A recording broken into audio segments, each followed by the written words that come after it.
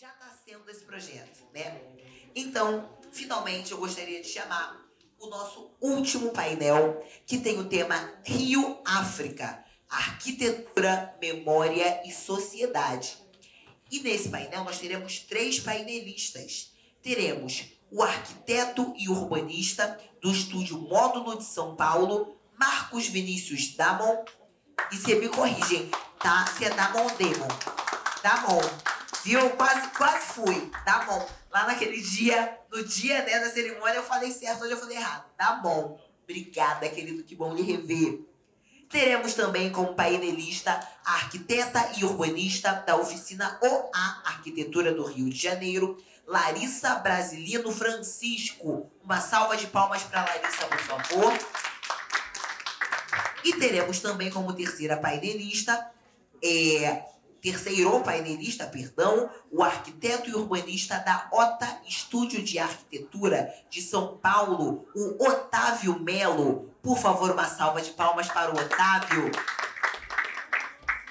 O concurso internacional Rio-África surge com a missão de revitalizar e valorizar a memória e o circuito histórico da herança africana, preservando-os como patrimônio cultural essencial, ancorado na importância de resgatar as raízes e os traços da ancestralidade da região portuária do Rio de Janeiro, especialmente a pequena África, símbolo de resistência, história e de uma identidade marcada pela pluralidade. O painel, que dá voz aos 3 primeiros colocados do concurso, propõe um diálogo enriquecedor entre teoria e prática, abordando a arte e a arquitetura afro-brasileiras com uma perspectiva contemporânea, mas enraizada nas tradições e na memória coletiva. Nesse sentido, cada projeto submetido representa uma concepção única de arte e de arquitetura, integrando referências ancestrais à paisagem urbana. O objetivo é traduzir a história afrodescendente em formas visuais que transcendam o tempo, ligando o passado ao presente e ao futuro de modo simbólico e impactante. Então, com vocês, para vocês, o nosso último e belíssimo painel.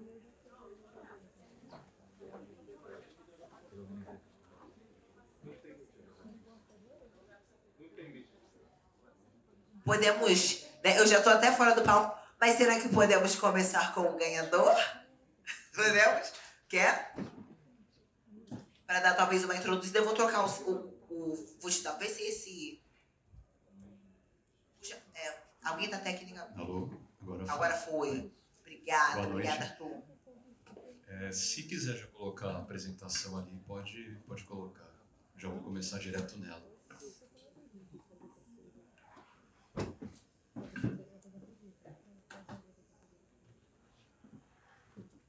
Se quiser colocar aqui na tela, eu estou vendo ela no retorno, mas pode colocar na tela principal, por favor. Ah, entendi. Tá ótimo. Obrigado. Vou empurrar um pouquinho para cá. Gente, boa noite. Em primeiro lugar, muito obrigado pelo convite. É um grande prazer poder falar sobre esse projeto, que de fato foi um projeto que a gente desenvolveu com muito carinho, muito empenho. E foi quase como se eu estivesse me relacionando com um projeto da minha vida, sendo muito sincero com vocês, né? Foi um projeto muito especial.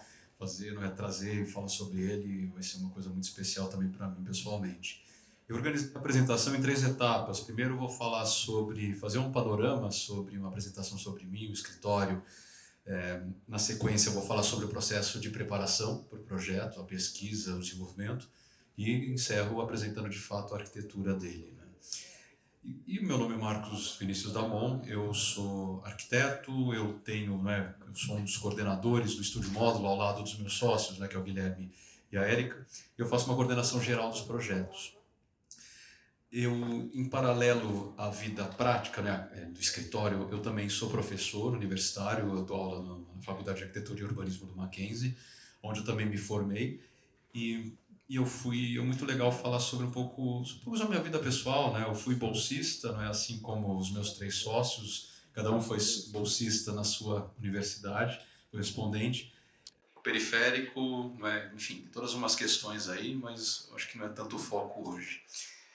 E para mim, um dos processos mais importantes, de fato, na minha profissão, né, durante a minha formação profissional, foi ter feito parte da equipe que tanto ganhou o concurso, como também desenvolveu o projeto para o Museu da Memória e Direitos Humanos, lá de Santiago do Chile. Porque foi um processo, né, muito forte, que é um museu que tem uma carga muito pesada, muito intensa, né, que trata a questão da ditadura chilena. E foi importante porque me trouxe uma aproximação com essa escala monumental. Tanto a escala monumental, mas também a questão, né, de uma sensibilidade do programa e como a arquitetura pode absorver e reinterpretar tudo isso. Então, nesse caso eu fui autor, né, eu fui um colaborador, mas foi um projeto muito importante para a minha formação como arquiteto. E vários dos itens, né, várias dessas vivências que nós tivemos nesse projeto, eu acabei de alguma maneira reinterpretando, incorporando no nosso projeto do Centro Cultural Rio África. Em paralelo ao módulo, a gente tem o Cura, né? Eu acho legal trazer aqui, né, para entender um pouco da vivência, ou seja, eu tenho 3 empregos, né? Eu tenho o escritório, eu tenho o Cura, tenho a escola de cursos livres. Oi? E aula na faculdade. E é legal trazer isso, né, porque o Cura, né, que é focado na representação gráfica e tal, a gente sempre oferece bolsas para estudantes negros e tudo mais, então eu não sei se alguém aqui é arquiteto? Levanta a mão quem é arquiteto. Tem pouca gente da arquitetura hoje. Mas se alguém for estudante de arquitetura e tiver interesse que a faculdade de vocês promova bolsas, né, porque a gente sempre faz uma parceria com os diretórios acadêmicos, né, para incentivar e estimular bolsas para estudantes negros de arquitetura e tudo mais. Então, é sempre legal trazer aqui. E um outro projeto que é muito legal que a gente faz parte, que é o Aproxima, que é um projeto que tem como intenção promover inclusão de arquitetos negros, estudantes negros nos escritórios de arquitetura, mas não só nos escritórios de arquitetura, mas em todo o mercado da construção civil. Então, depois, se alguém quiser se interessar, ou quiser até entrar em contato com o pessoal, a gente está fazendo parte, tanto pelo Cura como também pelo Estúdio Módulo, que para a gente é uma responsabilidade social super importante.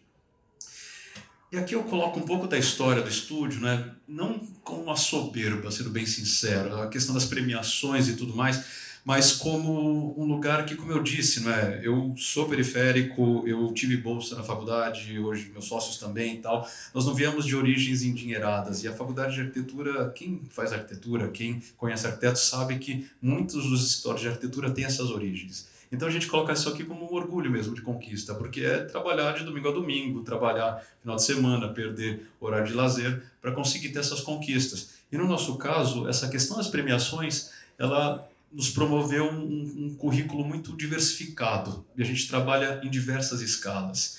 E eu coloco isso como orgulho porque, assim, é muito complicado, porque muitas vezes a gente faz tudo isso, né? A gente tem uma série de conquistas, premiações, trabalhando nas diversas escalas e atuações, e mesmo assim, às vezes, um arquiteto branco mediano tem mais reconhecimento do que a gente, né? Então, a gente tem que ter aquele esforço triplicado, né, multiplicado por 10, para conseguir se equivaler com um branco mediano, ou com um branco que herda o sobrenome, tem um pai famoso da arquitetura, tá, fala um monte de bobagem e todo mundo fica aplaudindo, né?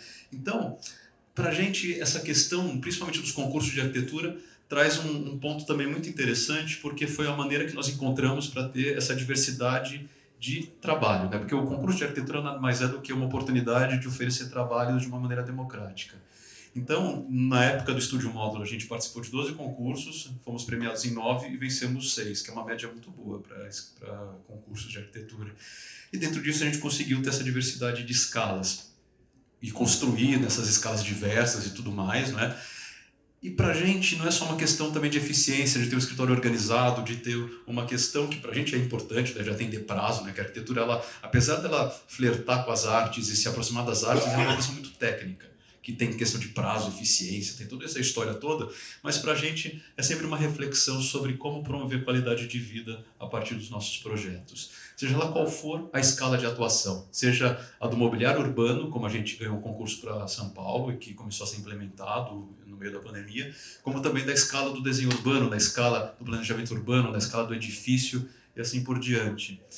E para a gente também é importante pensar nas sensações, né? Como fazer as pessoas sentirem o espaço. E a gente percebeu que no nosso escritório a gente trabalha principalmente nesses 4 conceitos, não que seja um checklist, mas é uma maneira de abordar algumas temáticas, né? O primeiro delas são as atmosferas, que é deliberadamente tentar provocar algumas sensações boas, né, de preferência, né? Então, é aquela história de você entrar no ambiente e se sentir bem e não saber exatamente o porquê.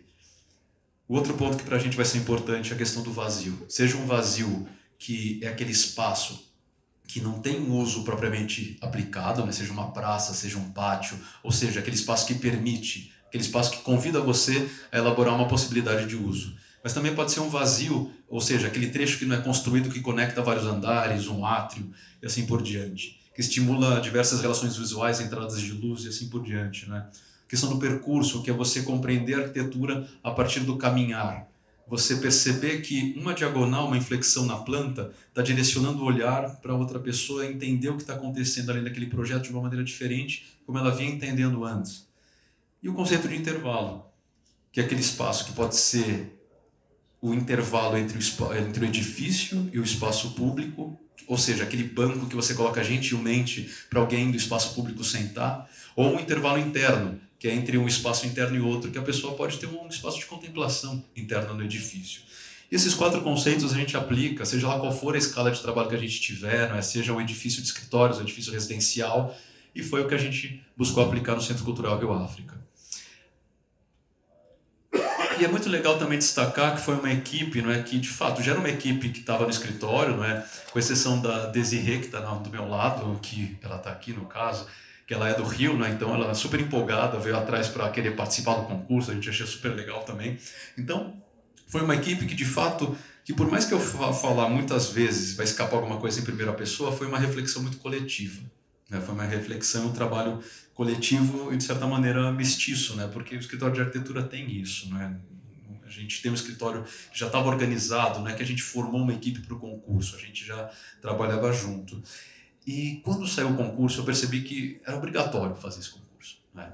Eu até adiei a minha banca de qualificação do doutorado para fazer, porque não dava para não fazer esse concurso, né? E foi muito especial, principalmente também quando a gente viu o júri, porque concursos de arquitetura, muitas vezes o júri sabe menos do que os participantes. E não era esse caso. Esse caso aqui a gente sabia que o júri dominava muito o assunto, que ele seria muito sensível, muito além das questões das respostas técnicas da arquitetura, mas também das questões simbólicas, da questão, né, do significado da leitura do território e tudo mais. Então, a gente se preparou muito para esse concurso. Assim, eu poderia dizer que foi o concurso mais difícil que eu já fiz na minha vida. Eu já participei de mais de 40 concursos de arquitetura, então foi muito intenso esse debate, né? Porque eu não queria entregar um projeto que fosse feito no automático.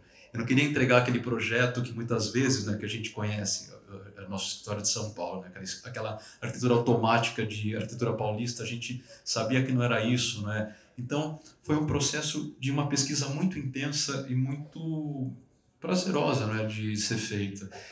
E para mim, não é, pessoalmente, obviamente a gente fez muitas leituras e muitas pesquisas, mas um dos eventos mais importantes durante a preparação, né, que eu chamo dessa etapa de preparação, foi uma palestra da Angela Mingas lá no CAU de São Paulo, né, o Conselho de Arquitetos do Estado de São Paulo, que ela trouxe uma palestra muito, muito interessante, muito profunda, chamada Renascimento Arquitetônico Africano, Utopias ou Visões de Futuro. E aqui eu não vou me estender, não vou tentar reproduzir a palestra dela, mas vou trazer alguns pontos que foram essenciais para o nosso desenvolvimento como projeto e que a gente absorveu e reinterpretou de alguma maneira. Então ela trouxe que o desenvolvimento no continente africano, né, existia um percurso que é interrompido pelas invasões, né? Então esse processo de desenvolvimento é interrompido simbolicamente, como essa linha que lá é cortada pelas invasões e tudo mais. E ela também traz essa informação que todo mundo sabe aqui, né, que as elites são as primeiras a serem sequestradas e vendidas.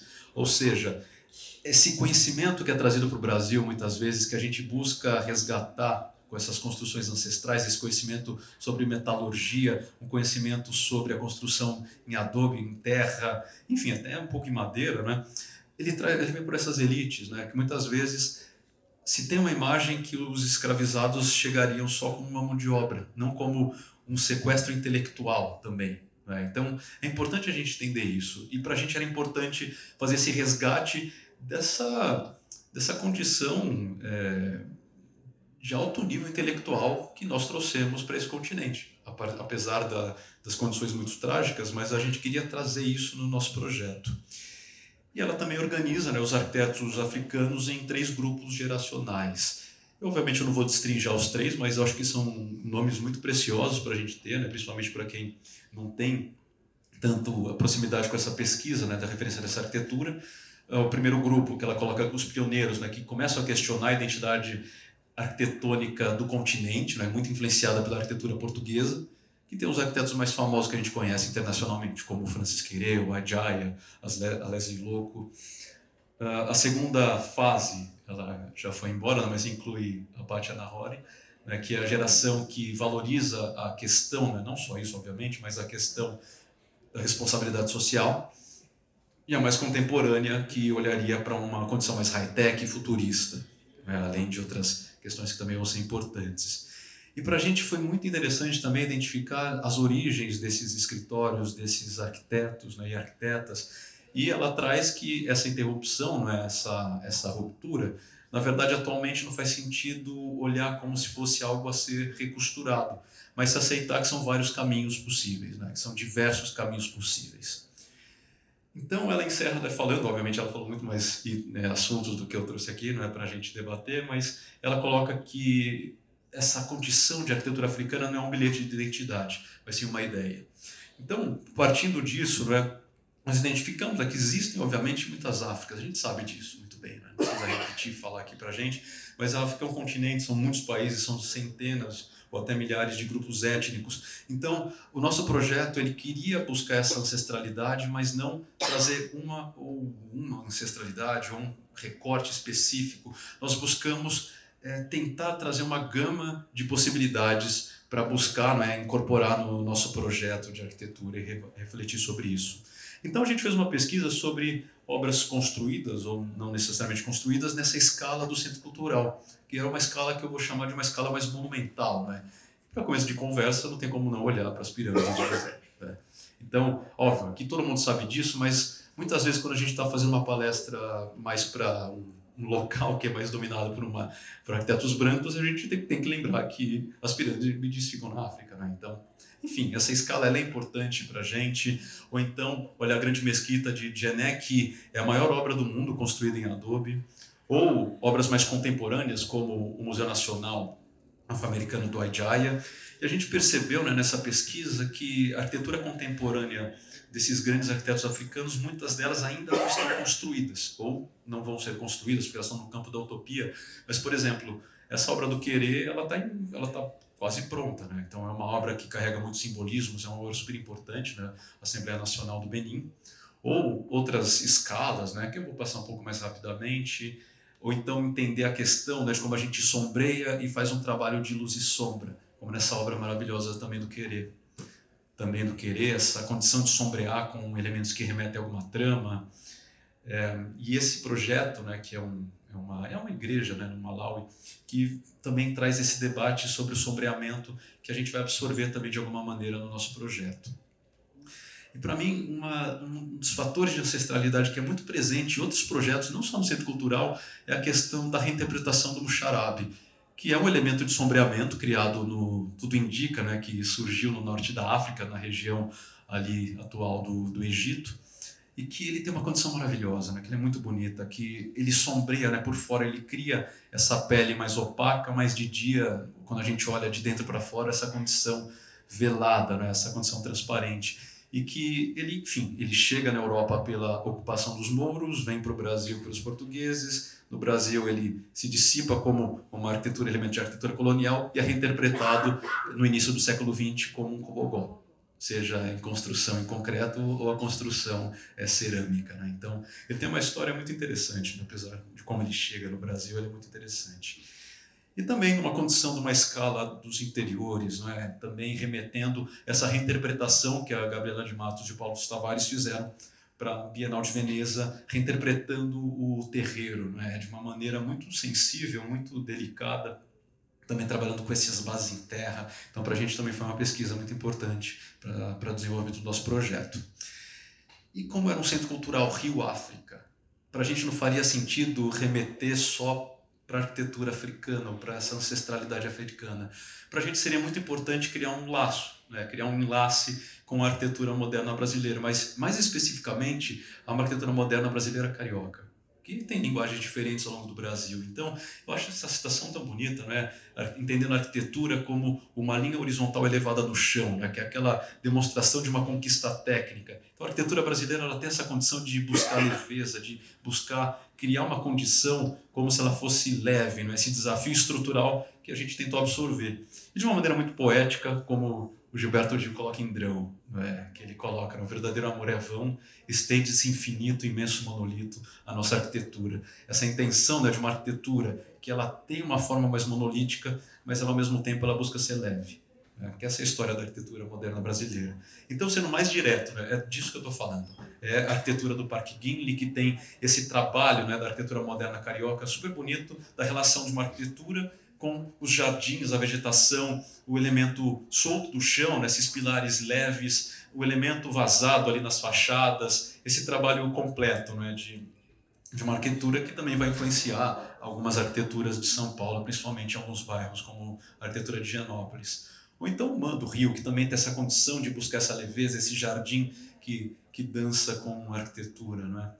Então, a nossa arquitetura ela busca criar, de fato, estabelecer um legado, uma conexão sensível entre essa ancestralidade africana e o legado da arquitetura moderna brasileira. Então, esse foi o nosso objetivo quando a gente desenhou o museu. Então, obviamente que toda essa pesquisa foi influenciada, né, por uma pesquisa de materialidades. Então, não podia ser um concreto cinza, né, seria um concreto pigmentado. Os elementos de terra super presentes. Na fachada, a gente até teve um debate sobre fazer uma chapa metálica perfurada ou partir para um elemento mais artesanal como o tijolo, e a gente fez uma votação interna no escritório e ficou com o tijolo, né? E a estrutura de madeira, e alguns elementos mais adequados, né? Porque a madeira ela tem alguma questão que remete à ancestralidade, mas também que remete ao futuro, como uma solução construtiva mais ambientalmente adequada. Então tem essa reflexão também do olhar para o futuro. E também, como eu disse, eu fiz como se fosse o projeto da minha vida. Então, a representação gráfica, a apresentação dele, na minha opinião, tinha que ser impecável.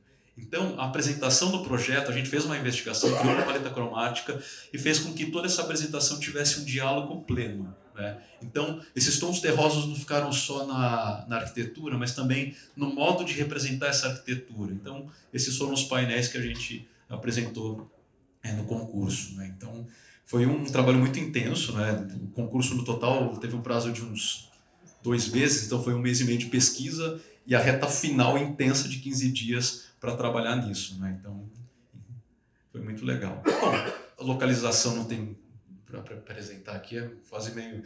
Mas aqui essa apresentação é principalmente para o pessoal lá em São Paulo entender, né? Mas o Centro Cultural Rio-África ali, perto das Docas de Dom Pedro, Cais do Valongo, né? Todo esse território que vocês sabem muito melhor do que eu, né? E a gente fez essa seguinte leitura, que é um espaço, né, uma região, não só um espaço, é uma região que envolve a questão da memória, resistência, só que ao mesmo tempo de celebração, né? Então, a gente acha que esses 3 elementos, né, porque tem a dor, né, que tem que ser respeitada, tem que ser memorizada, mas ao mesmo tempo tem que ser um espaço de celebração. E, enfim, né, aqui a cena do Cais do Valongo, né, essa condição do território, as primeiras aproximações que a gente vai fazer.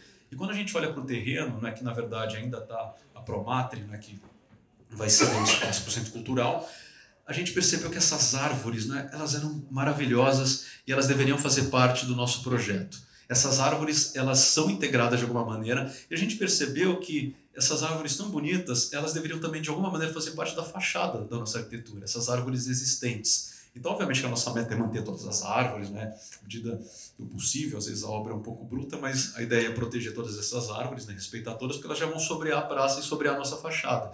Então, desculpa. Então, enfim, eu vou passar aqui.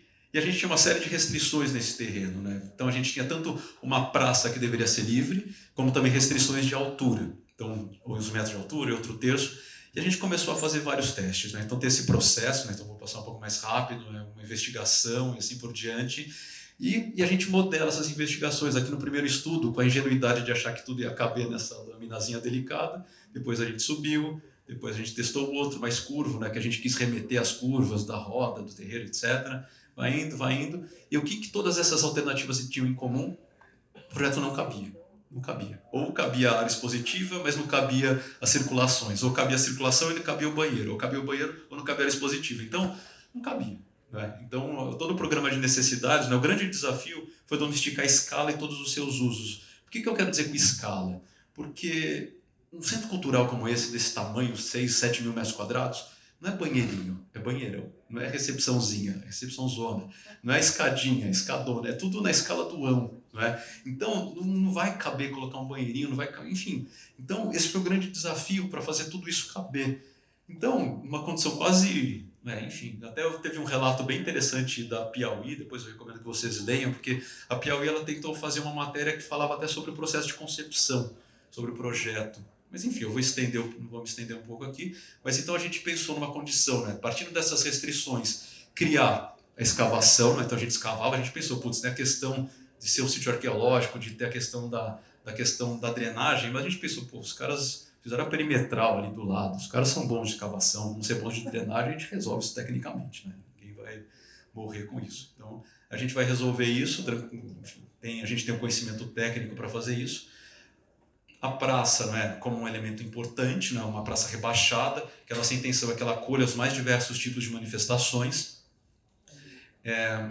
A gente também tem esse espaço organizado por vazios, né? Tem o praça de chegada, tem o pátio ali na frente, a conexão com as docas, com um desenho que a gente fez de uma maneira que, se essa conexão, né, se a doca nunca for aberta para cá, não vai prejudicar em nada o centro cultural, né? Porque o centro cultural ele se volta mais para a Avenida Venezuela e para Barão de Tefé. A gente prevê uma conexão futura que vai acontecer em algum momento, mas o projeto ele não depende necessariamente disso para acontecer. Então, para a gente isso era importante, mas quando vier a conexão, tá maravilhoso, funciona tudo certinho. E também, simbolicamente, a gente quis organizar as áreas expositivas remetendo a esses fragmentos da diáspora africana. Ou seja, ele não é um museu linear. Ele é um museu que tem uma exposição aqui, outra ali, outra nos pavimentos inferiores, de modo a simbolicamente remeter essa ideia de fragmentação. Só que, ao mesmo tempo, ele é um museu que busca, né, um centro cultural que busca acolher esses fragmentos. Então, essa pele, essa cobertura, ela busca acolher esses fragmentos. Então, essa fachada, né, que tem um desenho, que teve uma reflexão, também teve um debate no escritório. E, enfim, teve um momento que eu pensei em fazer trama, depois a gente testou várias outras possibilidades de desenho. Eu trouxe aqui algumas das possibilidades que a gente testou. Então, a gente testou e, de novo, fez uma votação no escritório e decidiu por essa daqui, né, que foi a que, de fato, a gente apresentou no projeto. Então, é uma trama que remete, né, tanto ao trançado, remete ao cobogó, ao charabe, toda essa história que eu trouxe anteriormente. Então, é um projeto, vou passar rapidamente aqui nas plantas, os desenhos técnicos acho que não vai dar muito tempo de ficar apresentando. Então a gente chega pela praça rebaixada, desce para as exposições, sobe para as exposições. Se eu continuar subindo, eu tenho o terraço dos restaurantes e a área administrativa aqui no meio. Então essa aqui é a ideia, né? Essa é a grande praça de chegada que a gente quer que acolha as mais diversas manifestações e que também respeita a visibilidade ali para as docas de Dom Pedro ali no fundo, né? Enfim, né? Também cria um espaço mais protegido e sombreado por essas árvores existentes e as árvores novas que a gente vai propor.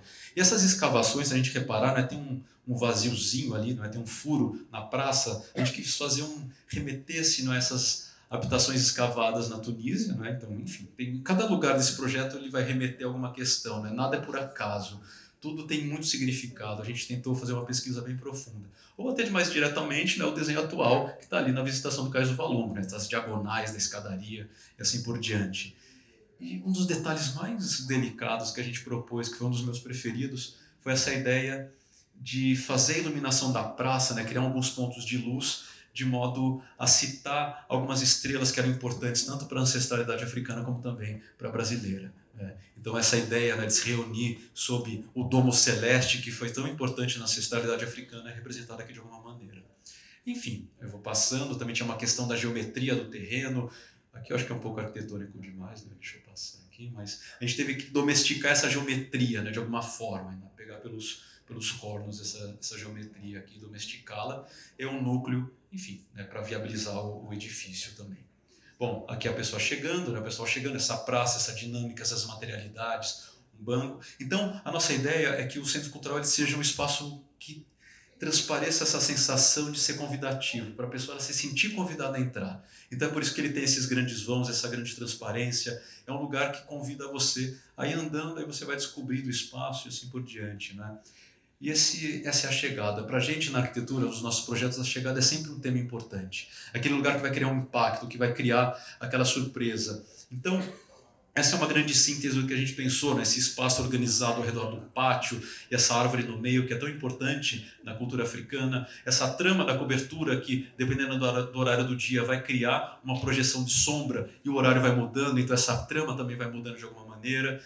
A trama da cobertura, ela veio de uma pesquisa também, não é? Uma reinterpretação dos tecidos de Kobachoa do Congo, né? Então a gente transformou isso de uma maneira mais geométrica e vai indo, né? As exposições inferiores, né? Essa ideia. E também, né? Como o tema do concurso não envolvia a expografia, a gente não quis também distrair o júri, né? com a expografia. Então, mas a gente quis citar alguns artistas importantes negros, né? Então a gente trouxe aqui algumas referências. Vou passar rapidamente. Esse pátio com esses jardins, né? Tanto o jardim daqui como o jardim externo, também fizemos uma pesquisa com essa intenção, né, de estabelecer uma conexão com espécies arbóreas e arbustivas que são presentes na África, mas também algumas que estão no Brasil e foram para a África, como por exemplo o jacarandá, né? Vou passar rapidinho, né? Ou então algumas gentilezas urbanas, como esse banco, né, que também provoca aquela ideia da pessoa sentar, ver de repente o que está acontecendo ali dentro do centro cultural, mas não necessariamente entrar, né? Então é um banco num alargamento da calçada para a pessoa se dar uma espiadinha e tal e ir embora, ou sentir a curiosidade de entrar no centro cultural e assim por diante. E também essa condição, né, de passear pelo museu e descobrindo algumas questões, como, por exemplo, essa nossa ideia de criar uma grande abertura que vai emoldurar a fachada das docas de Dom Pedro. Como se, simbolicamente, ela virasse um elemento de exposição permanente no nosso centro cultural. E a pessoa também vai descobrindo esse projeto, né, pelo percurso, vai andando as áreas expositivas superiores, aqui com a trama um pouco mais fechada para sombrear melhor as áreas expositivas, contando também com as árvores do outro lado, contando com os edifícios que também vão sombrear o edifício, o nosso edifício, e de novo os artistas aqui citados, né? Enfim, andando aqui, agora a gente vai para a cobertura, o terraço. E o terraço, né, além desse simbolismo da trama, a gente fez um desenho que também, né, simbolicamente remete a um desenho de árvore, né, que, como eu disse, simbolicamente, todo mundo aqui sabe, né, que tem uma importância muito grande para a cultura ancestral africana. Então, né, para encerrar, eu gosto de colocar essa imagem porque, de fato, ela é a síntese do que nós pensamos no projeto. Esse diálogo com essas diversas possibilidades e ideias de África que a gente tentou aplicar e cruzando com essa ideia de uma arquitetura moderna, esse legado da arquitetura moderna carioca. E para quem quiser continuar acompanhando a gente, né, deixa aqui o QR Code, um pouquinho fora de foco. E é isso, gente. Desculpe pela corrida. Muito obrigado.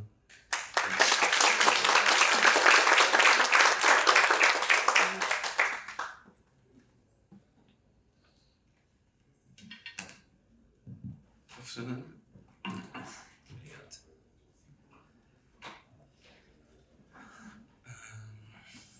Oi, gente. Eu sou o Otávio.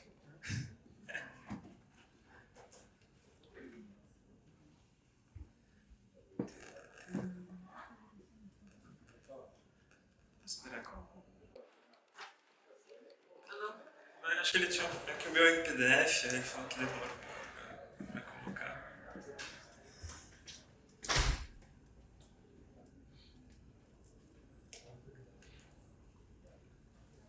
Ai, Deus. Bem na minha hora.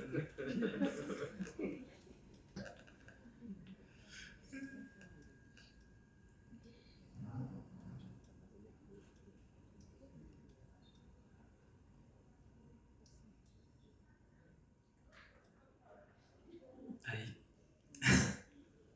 Finalmente. Boa noite já, pessoal. Boa tarde, né? Boa noite. Eu sou o Otávio, eu sou um arquiteto de São Paulo.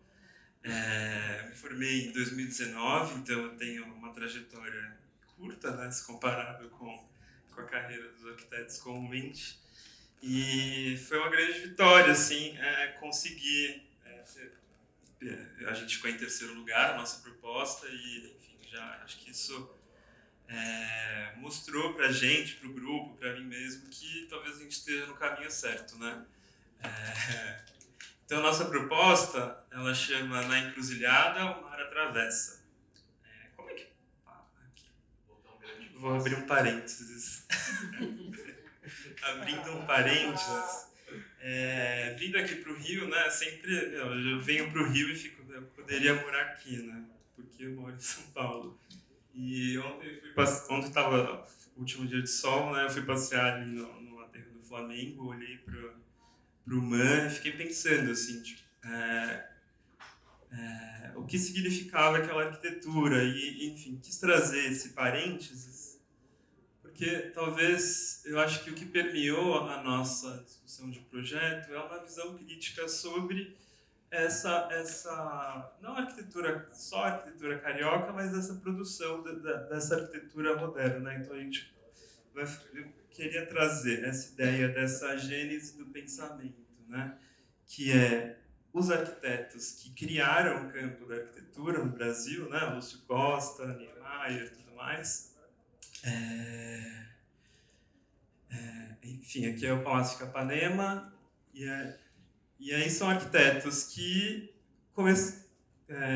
estabeleceram esse campo, seguiram produzindo, aqui é o exemplo, né, do Parque Guinle, que é essa arquitetura para as elites. Também, esses arquitetos participam continuadamente, né? Deram início a essa cultura de participar de concursos e estabeleceram essa arquitetura que visualmente é bonita e impactante, mas que também ela foi construída com base na violência, né? No apagamento dos trabalhadores e num processo que gerou exclusão, né? Até chegar nesse ponto onde a gente finalmente tem o primeiro concurso voltado para arquitetos negros. E aí que eu preparei, vou ter que ler umas partes, e aí meu cérebro não faz duas coisas muito bem ao mesmo tempo. E aí eu lembrei de uma fala que eu tinha lido do Lúcio Costa, que ele vai falar, ele é questionado, né? É um artigo que ele fala, que chama Depoimento de Arquiteto Carioca, que ele dá em 1951, que ele vai falar sobre a presença do negro na arquitetura, né? E o Lúcio Costa, ele fala, se os casarões remanescentes do tempo antigo parecem inabitáveis devido ao desconforto, é porque o negro está ausente. Era ele que fazia a casa funcionar, havia negro para tudo. Desde negrinho, sempre à mão para recados, até a negra velha babá. O negro era esgoto, era água corrente no quarto, quente e fria, era interruptor de luz, botão da campainha. O negro tapava a goteira, subia a vidraça pesada, era lavador automático, abanava que nem ventilador. Mesmo depois de abolida a escravidão, os vínculos de dependência e os hábitos cômodos da vida patriarcal de tão vil fundamento perduraram, e durante a primeira fase republicana, o custo baixo da mão de obra doméstica ainda permitiu à burguesia, né, a burguesia do Parque Guinle, manter, mesmo sem escravos oficiais, o trem fácil da vida do período anterior. Então a gente tem essa visão, né, o cara que fundou a arquitetura moderna e que deu os cânones do campo dessa prática de arquitetura, ele tem essa visão sobre a presença do negro. E aí, essa ideia, né, é o que vai gerando toda essa contínua desigualdade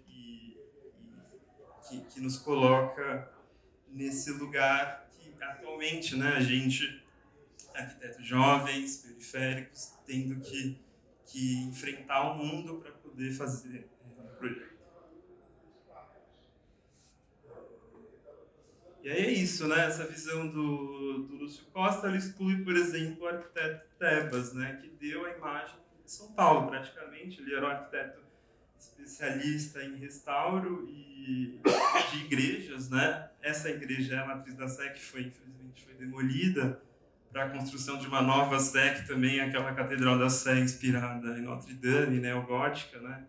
Então, sempre tem esse contínuo apagamento dessa arquitetura, e é uma coisa que é reforçada ali pelos arquitetos modernos que vão estabelecer esse cânone, né, onde a gente trabalha. E aí eu trouxe esse número, não sei se dá para adivinhar, mas isso aqui é de um censo do CAL, né, onde 78% são arquitetos brancos, 13% são arquitetos pardos e apenas 4% são arquitetos pretos. E é isso. O CAL, que é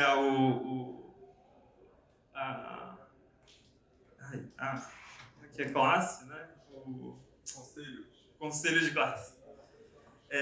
Ele até hoje ele não tem a classificação racial. Então, atualmente, o CAL praticamente não sabe quantos arquitetos estão trabalhando, porque aquele censo, né, os dados anteriores, esses dados, eles são de um censo de 2020, que teve todo um movimento para o CAL poder perguntar a raça dos arquitetos, né? Só em 2020, que é o último censo atualmente. E aí hoje tem, acho que quase 200 mil arquitetos inscritos no CAL, e só 45 mil responderam, né? Então, oficialmente, o CAL não faz questão, né, de saber quem são esses arquitetos que estão trabalhando. E aí eu trouxe essa ficha, que é a minha ficha do CAL, e tem a pergunta do meu tipo sanguíneo, né? O CAL sabe que o meu sangue é o tipo A, mas não sabe que eu sou negro. Fecha parênteses. E aí, falando sobre o projeto, eu vou... desculpa essa imagem péssima, mas o que a gente partiu dessa ideia de... Essa ideia não, né? Essa história. A gente percebe, esse mapa é bem conhecido, que mostra o tráfico, né, de escravizados, e a gente percebe aquela seta bem grossa ali em direção ao Rio de Janeiro. E aí, em números, né, acho que, enfim, foram mais de 2 milhões de escravizados que desembarcaram nessa região, né, no Rio de Janeiro. Em comparação, só para a gente ter um lugar, né, em toda a história da escravização nos Estados Unidos foram 500 mil negros. E aí, só no Rio de Janeiro, foram 2 milhões. Fora Salvador e outros portos brasileiros. E a gente tem essa imagem, né, de o Atlântico, que é essa encruzilhada, né? E é esse lugar que é né, considerado a maior encruzilhada do mundo, esse lugar de violência e de histórias tristes e sombrias, mas que a gente entende esse lugar, mas também não queria colocar ele como um ponto de partida desse lado negativo, né? E aí, partindo dessa ideia da encruzilhada, a gente tentou estabelecer esse projeto evitando olhar para referências diretamente arquitetônicas, tanto no Brasil quanto de fora, porque a gente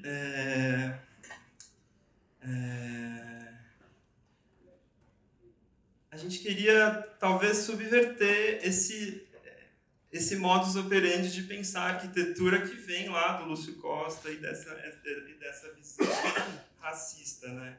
E aí, um ponto que a gente achou de conexão foi essa ideia da encruzilhada. E aí, a gente fez esse...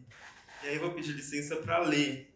É um manifesto que a gente colocou na prancha, que vai descrever o projeto, mas que também é um manifesto a todas essa história e essas referências. Então, a gente abre essa encruzilhada com o enredo Fala Majeté, 7 Chaves de Exu, da Grande Rio, né, que foi campeão em 2022.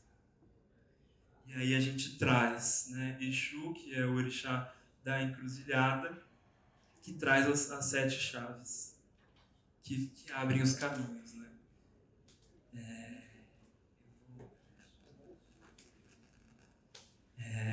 As encruzilhadas são os lugares de encantamento que se constroem na potência dos encontros, as trajetórias do passado, presente e futuro, ressignificam saberes e ancestralidades, imprimem nos corpos história e significado, se espalham em outras terras e transformam tudo que as cercam. Do espaço-tempo espiralar, nossa proposta nasce da encruzilhada. Aqui a gente pegou a referência da Maria Auxiliador, que é uma artista que vai retratando esses modos de vida, e aqui ela retrata uma macumba, né? Uma encruzilhada. Estão aqui o antes, o agora e o depois. A potência de Exu encontra a justiça de Xangô e os ventos da mudança de Yansan atravessam o Atlântico em milhões de corpos e encontram morada e força, que aqui, em outras areias sob o mesmo mar, formaram a pequena África. Corpos marcados pela violência, que encontraram a morte, se reencontram e se reconhecem, e na purificação celebram a vida em todos os sentidos. O mar, a calunga, esse limiar entre a vida e a morte, o mundo metafísico e espiritual, a inversão e reversão contínua dos tempos que deságua nessa esquina e novamente constrói novos significados. E a gente pegou também essa referência da obra da Aline Mota, que retrata, que ela tem toda uma pesquisa sobre esse tema, né, do Atlântico, dessa encruzilhada, e da calunga, né, que em Yorubá significa esse cemitério, mas que também, ao mesmo tempo, é o lugar da vida. E aí, este mensageiro traz as 7 chaves que abrem caminhos, colocam nessa esquina a purificação e a benção das 7 ervas. Os 7 caminhos da entrada conduzem e convidam os que chegam à experiência sensível, dos cheiros, das cores, das texturas e também ao metafísico, o mundo dos sentidos que permanentemente paira sobre a encruzilhada, pequena África. As águas das 7 fontes que emanam do nosso chão abençoam e purificam, assim como o tempo contínuo que se faz e se refaz. Reverencia quem chega, quem atravessou e quem atravessará. Alafiá, caminhos abertos, o mar marcado no piso lava a alma e leva memórias, deságua na construção do Centro Cultural Rio África. Encruzilhada eterna, infinito contínuo de trânsitos e permanências. E aqui a gente tem a obra da Mãe Celina de Xangô, que ela fez lá no IMS em São Paulo, que chama Proteção aos Ancestrais, que ela traz as 7 ervas que vão purificar e abrir esses caminhos que a gente colocou lá na entrada. E aí, como a história da arquitetura sempre está nesses vens e vãos, né, a gente tem essa obra do Oscar Niemeyer que ele fez em Salvador, no terreiro Casa Branca, que é um terreiro que existe lá desde 1700. E aí, nos anos 70, né, no auge ali da ditadura, o Niemeyer é convidado a fazer um túmulo do Marighella lá em Salvador, e ele faz essa fonte a Iemanjá, lá no terreiro Casa Branca, que é também uma fonte que vai aparecer no nosso projeto na entrada. E aí a gente trouxe essa referência, né? Também a gente, enfim, essa visão crítica, ela é sempre desses idas e vindas, né? Onde a Barão de Tefé encontra a Avenida Venezuela, pensamos o Centro Cultural Rio África a partir da Praça das Encruzilhadas, lugar de acontecimentos e encontros imprevistos. A praça recebe o visitante por caminhos que passam por canteiros com 7 ervas de bênção e purificação, que encontram nas 7 fontes as águas que banham e abençoam, e formam um lugar de brincadeira e desfrute permanente. O caminho conduz ao edifício que no seu chão abriga a Sala Conceição Evaristo, em diálogo com a praça. Pode abrigar exposições dentro e fora. O mar atravessa um térreo aberto e conforma uma quadra fluida aberta que magia um restaurante também aberto ao prédio e à rua, que abriga espaços de descanso e convívio. O antigo lugar de nascimentos, né, a maternidade, é lembrado aqui na subida do visitante ao acervo permanente, a escada serpente, o Dandé, arco-íris infinitos de nascimentos e mortes. Mostra os registros de nascimento e convida a reflexão sobre a maternidade negra e o direito ao registro. Onde estão? E a gente pergunta, né, onde estão os outros registros? A gente pegou essa referência do carnaval, o carnaval campeão, né, da Viradouro, que é a Roboboi Dandé, que no carro abre alas traz essa fundum serpente, que é esse arco-íris, né, esse nascimento. O edifício reforça sua vocação enquanto centro de difusão e aprendizagem, colocando logo acima das exposições um auditório para apresentações e conferências, junto a um café aberto, a um terraço que tem a paisagem do Rio de Janeiro como parte da arquitetura, que convida à percepção da paisagem, do tempo e das mudanças contínuas da cidade. Logo acima, um acervo educativo, um centro educativo com um grande ateliê coletivo e sala de aula. No último piso, concentram-se as áreas voltadas à pesquisa e curadoria, apoiadas por amplas salas de trabalho e biblioteca. O acervo das obras e livros de Nascimento se mantém protegido no subsolo, também com espaço para os pesquisadores e abrigando os programas técnicos. A gente traz essa obra do Vitor Fidelis, que é um colega, inclusive, meu, da FAO, né? Da FAO USP, que a pesquisa dele, artística, né, é retratar a memória dele, a memória familiar. Essa obra foi de uma exposição recente que chamava Batinga, que é a rua onde ele cresceu. E aí também para lembrar, né, que dessa ideia de que nós somos o agora, o antes e o depois.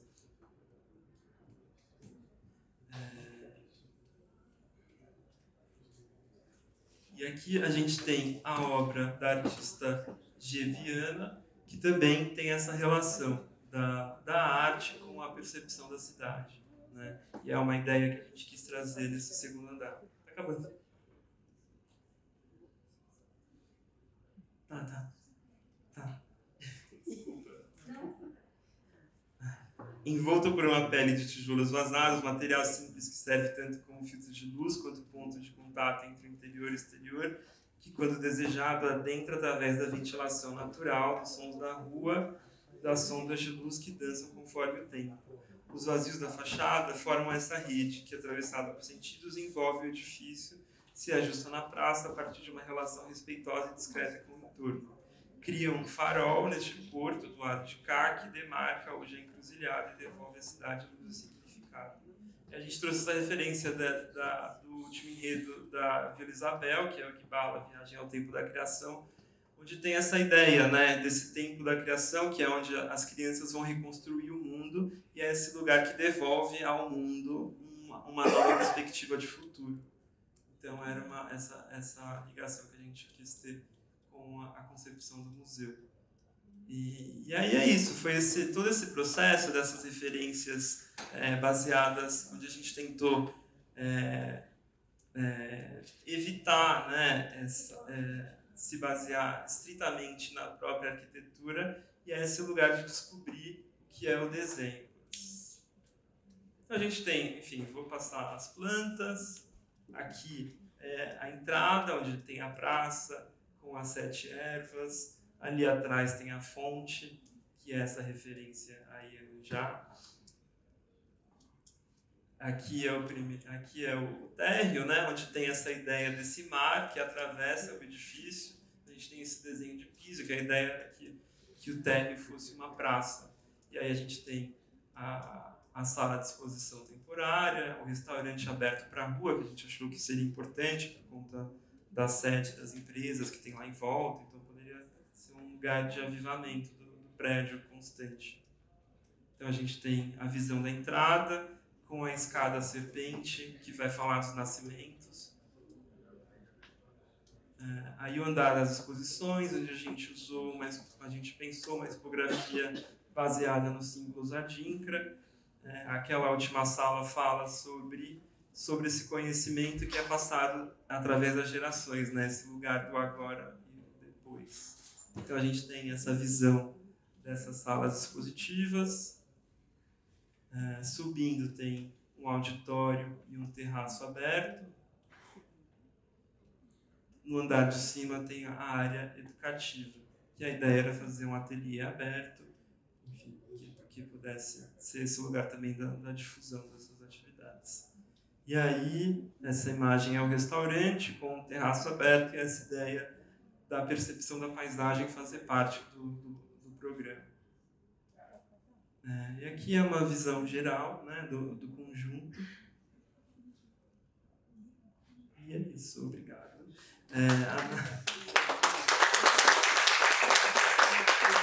Só pontuar, falar só lembrar os meus colegas, o César é professor, Gabriel, arquiteto recém-formado, o Leonardo, meu primo, também é arquiteto recém-formado e trabalha com expografia, o Luca também recém-formado.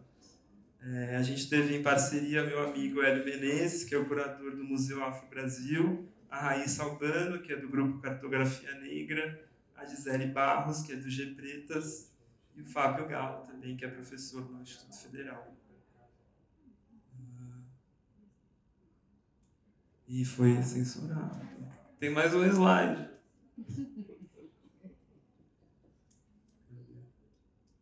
Aí.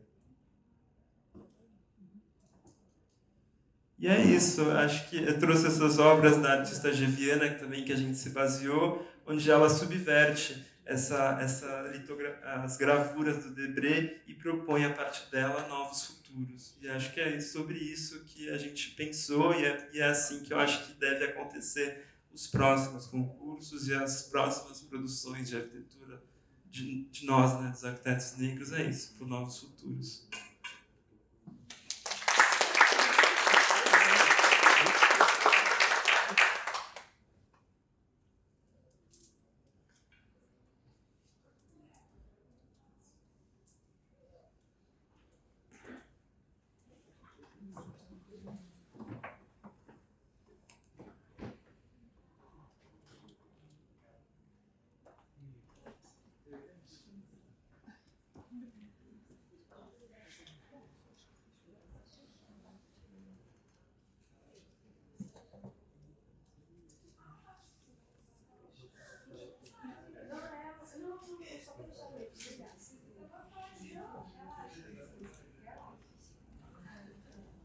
Boa noite.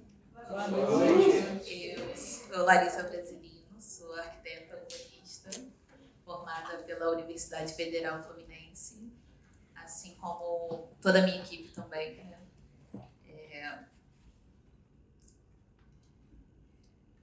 Esperar um pouquinho a apresentação chegar, né? Mas eu vou falar um pouco sobre a nossa experiência, né, como arquitetos fazendo esse concurso. Porque, primeiramente, assim, meu grupo é composto por minha equipe, né? A oficina de arquitetura ela é composta por 5 membros, né? E só um deles é um arquiteto com bastante experiência, bastante tempo de formado. Os 4 membros restantes, assim, da minha equipe são formados, é composto de arquitetos recém-formados, né? Então, foi o nosso primeiro concurso também como arquitetos, então eu acho que foi uma coisa maravilhosa a gente poder contribuir um concurso voltado para a arquitetura afro-brasileira e africana, que é o Museu Rio África.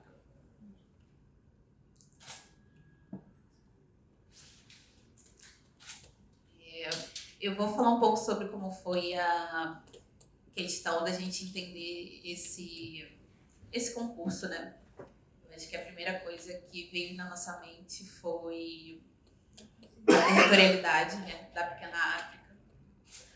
Eu ainda não mencionei, mas todos os arquitetos participantes da oficina de arquitetura moram no estado do Rio de Janeiro, né? Então, a maior parte dele convive, trabalha, estuda e vivencia a pequena África, né? Então, além de tudo que os meus colegas aqui já falaram sobre o território da pequena África, para a gente foi um território vivenciado, né? Um território que a gente frequenta em festas, que a gente vai em centros culturais, que a gente vivencia no nosso dia a dia. Eu acho que quando a gente começou a estudar sobre mais à frente, né, sobre a pequena África, eu acho que uma coisa ficou muito gritante pra gente, que era o samba como manifestação cultural. Porque realmente a região conhecida como Pequena África é o berço do samba aqui no Rio de Janeiro, né? Então, quando a gente estava pensando, né, em como seria essa arquitetura, a gente sabia que tinha que ser uma arquitetura que pudesse se adaptar a intervenções artísticas, que abrigassem essas experiências e essas manifestações culturais, assim, no centro cultural. Então, a gente tinha muito esse partido, né, como projeto. Eu acho que outra questão foi a ancestralidade. A gente, no nosso mapeamento assim, sobre a região, a gente encontrou muitas religiões de matrizes africanas e afro-brasileiras. Então, a partir disso, a nossa equipe entendeu como a gente poderia se apropriar sobre tudo isso, né? Então, a gente pensou, né, num partido paisagístico, trabalhar a relação dos orixás e a natureza, pensando em todas as religiões de matriz afro-brasileira e africana que tinham na região. Então, acho que uma coisa que ficou muito gritante assim, pra gente era um pouco assim, sobre referências. Assim. A gente não conhecia muitos projetos relacionados, né? E eu acho que o único projeto assim, que a equipe em si viu, né? Que não foi nenhum projeto que foi concretizado relacionado à arquitetura paisagística e os orixás, foi o Museu Etnobotânico da Bahia. Então, acho que foi um projeto ainda que ainda não está em fase de execução, né? Mas acho que foi o primeiro projeto que a gente viu essa relação sendo trabalhada. Mas a gente pesquisou muitos em trabalhos acadêmicos, né? Eu acho que muitos trabalhos acadêmicos agora estão debatendo bastante esse resgate, essa herança como potencial paisagístico. E aí eu acho que nos trabalhos a gente encontrou uma citação que fez muito sentido assim, no nosso projeto, de um ditado, de um provérbio iorubá, né? Que não se pode cultuar um orixá sem folhas. Então, a partir disso a gente pensou em trabalhar nas jardins litúrgicos, inspirados em 15 orixás, né? Então a gente pesquisou, né? Plantas que eram utilizadas em cultos a esses orixás, né? Então, cada orixá possui vários tipos de plantas. A gente separou plantas com teor paisagístico, né? E aí a gente criou um projeto paisagístico baseado nesses jardins litúrgicos. E aí a gente chegou na arquitetura, porque assim, a gente sabia que a gente tinha esse conceito paisagístico e a gente tinha a intenção de saber que esse museu ele tinha que ser um museu que abrigasse várias manifestações culturais. Assim. E a gente estava pensando em que forma ele teria. Né? Eu acho que aí veio uma outra oportunidade, que foi várias pesquisas também, né, da gente entender nesse projeto, que era fazer um projeto em pensar como a gente iria fazer esse projeto conciliando essas duas vertentes, né? Que seria o samba e a ancestralidade. E aí eu acho que veio a oportunidade de fazer uma arquitetura voltada, inspirada em terreiros. E aí foi uma coisa que a gente estudou bastante, a gente viu muito em projetos. Aí sim a gente já encontrou vários projetos já desenvolvidos, mas também bastante trabalhos acadêmicos, né? Falando um pouco de como era essa construção, de terreiros, porque eu acho que foi a coisa mais... Quando a gente se encontrou mais como arquitetos, foi uma produção cultural, né? De arquitetura afro-brasileira, foi essa construção de terreiros.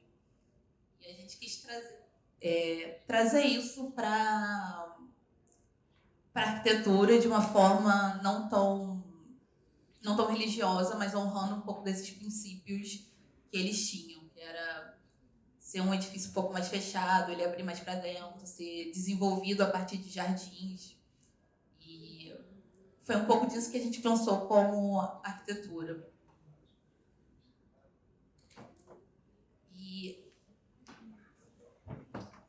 falando um pouco sobre esse sítio, né, sobre o museu, né, o Rio África, era entender essa contribuição que ele teria não só como herança africana, mas como uma sacralização de memória, assim, pra gente, né? Então, com memória como entorno, a gente pensou, né, no museu em si.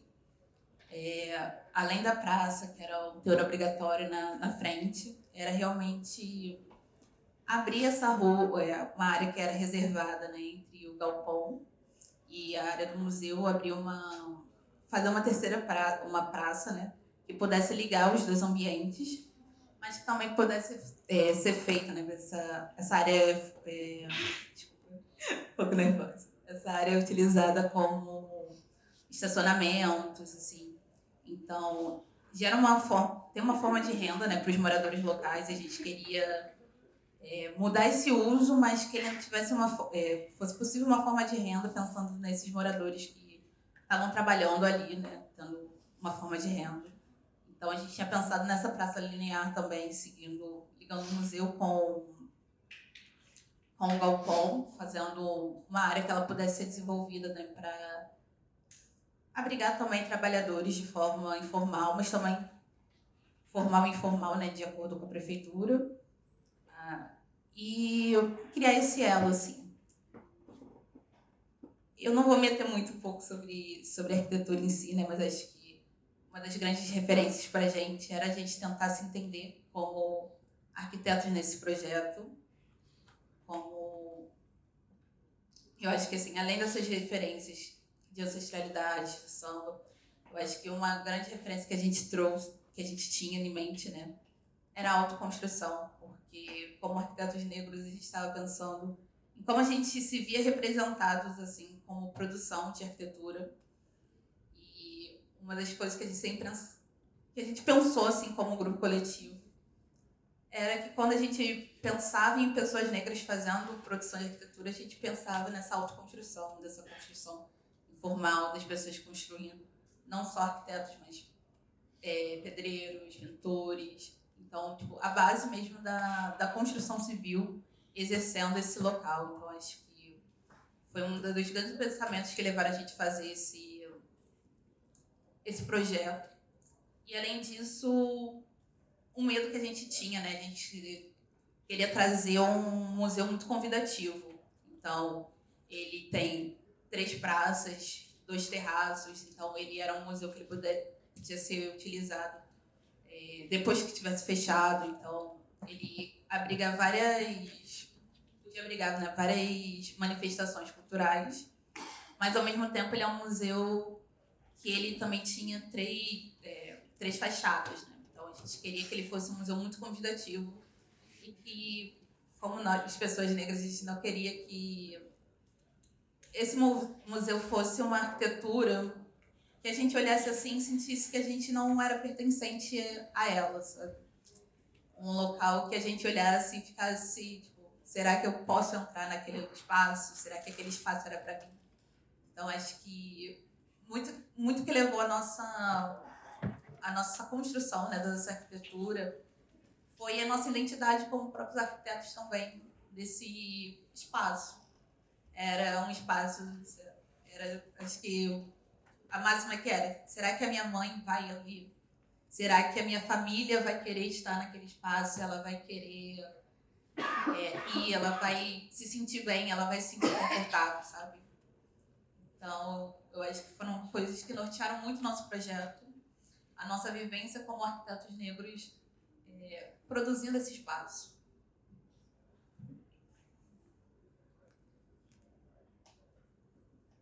E só para finalizar aqui também, era falar um pouco sobre o mercado, né, de arquitetura para arquitetos negros, né? Eu acho que, como o Otávio aqui já disse, né, a gente tem um pequeno percentual, né, de arquitetos que no Conselho de Arquitetura, mas, ao mesmo tempo, a gente tem uma diferença gritante de pessoas negras que trabalham na construção civil, sabe? Mas eles são os pedreiros, os pintores, serraleiros. Então, tem uma discrepância muito grande sobre a desigualdade na construção civil. E isso fica muito nítido, eu acho que até na construção do concurso em si, né? Eu acho que a gente pôde ver várias arquiteturas muito interessantes, várias pessoas concorrendo, mas o que a gente também mais viu foram pessoas que não puderam concorrer ao concurso, porque eram arquitetos que não possuíam escritório, porque escritório é difícil de se manter quando você tem pouco trabalho, pouca rede, pouca condição de criar um CNPJ e concorrer se for o concurso, né? Então, acho que ele também evidenciou também um pouco sobre essa desigualdade que a gente tem, né, no nosso ramo. E, ao mesmo tempo, falando sobre a condição de vida, né, da população negra no Brasil. Assim. Eu acho que, apesar do concurso, de tudo, quando a gente vai falar sobre condição de vida da população negra, a gente vê que a gente tem um grande déficit habitacional, sabe? Sempre habitando, a maior parte da população está habitando moradias inadequadas, não tem habitação, mora e trabalha muito longe de onde trabalha e estuda. Então, a gente tem uma desigualdade também muito grande nesse aspecto no Brasil. E é isso. Vou encerrar minha fala por aqui. Quero agradecer a todos.